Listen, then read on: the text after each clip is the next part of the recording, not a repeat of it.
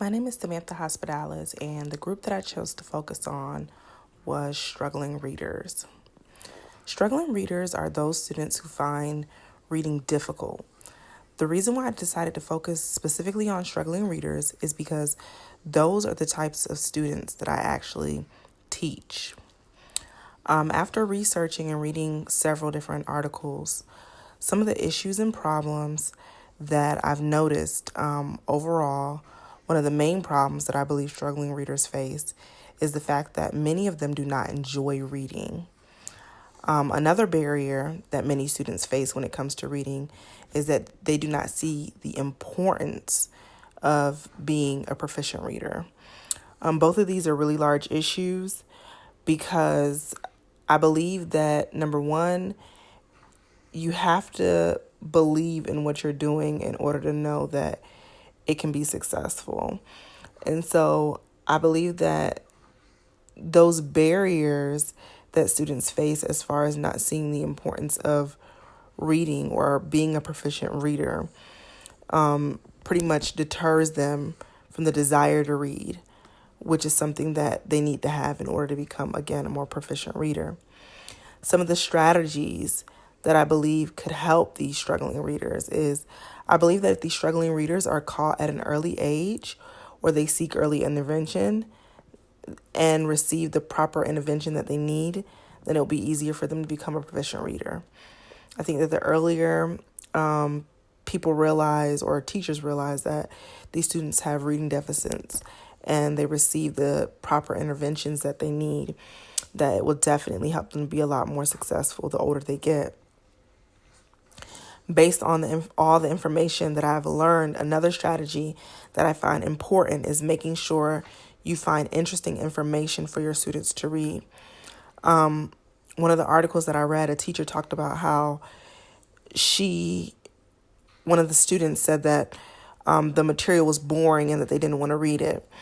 They didn't see the purpose of reading it. And she said that kind of stuck with her.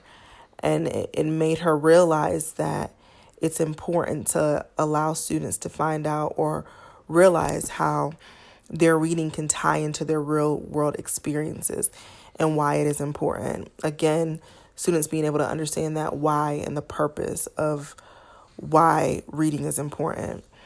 Another strategy or another important skill that is important that I've learned is that allowing your readers to communicate is important as well. A lot of the articles talked about communication and the fact that readers really enjoy small group communication with one another and amongst their peers. And so I feel like it's very important to allow readers to have access to being able to communicate about whatever they read.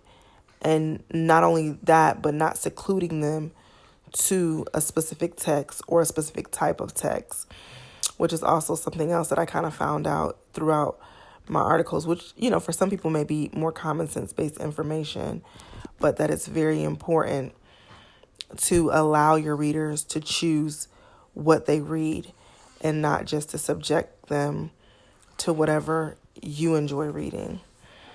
And so overall, basically, when it comes to struggling readers, I found that it's, again, important to allow them with the opportunity to choose their reading, allow them with the opportunity to communicate and seek early intervention.